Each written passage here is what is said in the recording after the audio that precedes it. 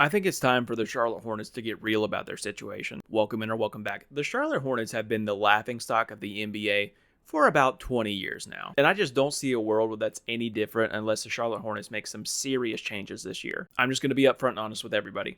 I don't think that LaMelo Ball is the guy in Charlotte. It really boils down to two things. One, he can't stay healthy. And two, he does not take this game seriously. This is very much a lifestyle thing for him. I don't doubt that he loves basketball, but he doesn't love basketball enough to take shit seriously. I think that you are allowed to have fun in the NBA. I think that you can have fun while playing a very serious basketball game, but it's different with LaMelo. And furthermore, I think that Brandon Miller is closer to being the guy than LaMelo is, and I don't think that Brandon Miller is particularly close. Now, if it were up to me, I think that the Hornets should super tank. You should be trading off any asset that you can. The Hornets already have 10 first-round picks over the next 7 years, and I think that you could get a couple more if you traded away LaMelo. But let's talk about their offseason.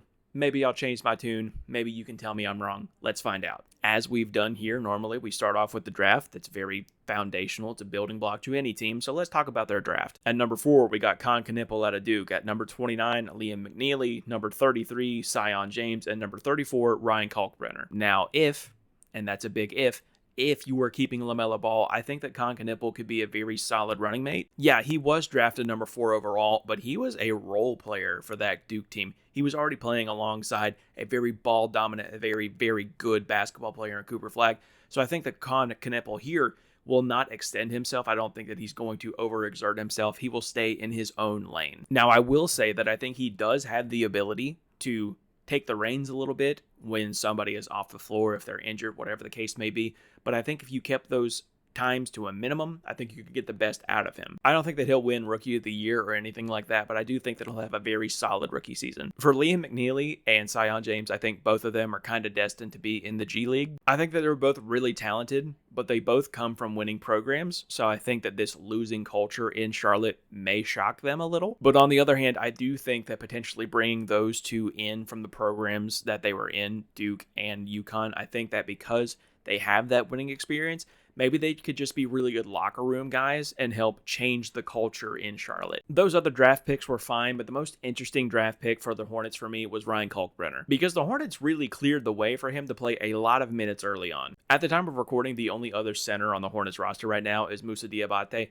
and with averages last year of 6, 6, and 1, Ryan may win the starting spot. I think the best case scenario for Ryan is something similar to what we saw last year in Zach Edey. Now, Zach, to his credit, is not a fantastic athlete, but at bare minimum, at his baseline, he is a great defender. I'm not convinced that Ryan is the same level of offensive talent that Zach Edey was even in college.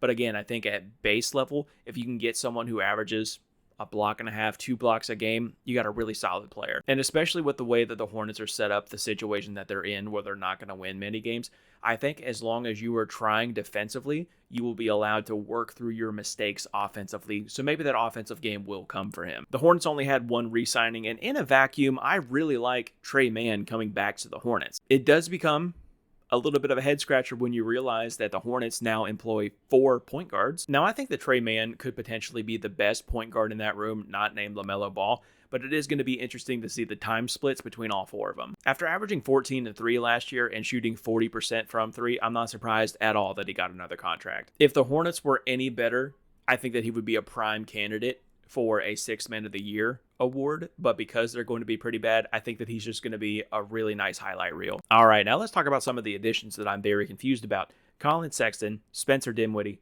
and Pat Connaughton. Now, please don't get it twisted. If you only learn one thing from this video, please know that I love Colin Sexton. I just wish that he was not playing for the Charlotte Hornets. As a Colin Sexton fan, it is very hard to watch him go from the Cavs team, who was bad, to the Jazz, who were bad, and now to the Hornets, who are going to be bad. I always want to see these kind of players on a playoff team. Imagine if Colin Sexton went back to the Cavs or, say, the Magic. The Magic would have been a really good spot for him to land. It just bothers me that we're not going to see this defensive grit and tenacity in a playoff setting. I do think that potentially his defensive grit and mentality could shift the culture and at least the mindset a little bit in Charlotte. And if that's all he's good for, maybe you count that as a win. Spencer Dinwiddie a couple years ago would have been an absolute steal for an addition. This year, Not really convinced. I think he's very skilled individually, but I'm just not sure what he's doing on this team. The whole thing doesn't make any sense to me. The timelines don't match up. This wasn't a big swing for them.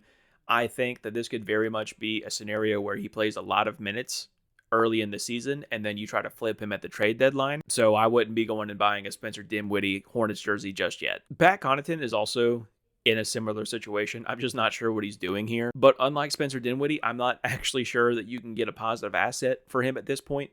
He's 32 years old. He averaged 5 points a game last year. I just don't see you getting even a second-round pick for him at this point. And that's not even mentioning the fact that he shot the second worst three-point percentage of his career last year. This entire thing just screams locker room move to me. And I also wouldn't be surprised at all if this was a prime buyout candidate after the trade deadline. Now, the Hornets did have one key departure this year, and it's going to be Mark Williams. After the failed trade to the Lakers, I'm not surprised at all that he's not there anymore. I don't think that he was living up to his production at all, just from the game tape that I saw, the averages, obviously.